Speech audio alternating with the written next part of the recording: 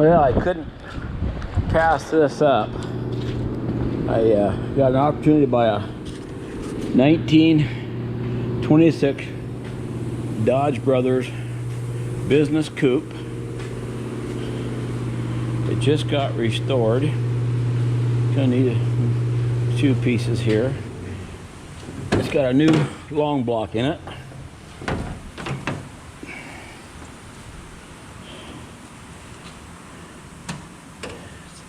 It's got a new long block engine in it. Just got repainted. An unusual seat. I'm not quite sure what the deal is with that seat. It sure sits a long ways back. Does not have a spare tire.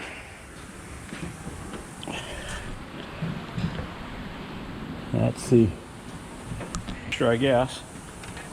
Anyway, I just picked it up today. I don't know what I'm gonna do with it yet, but I'll figure out something pretty cool looking.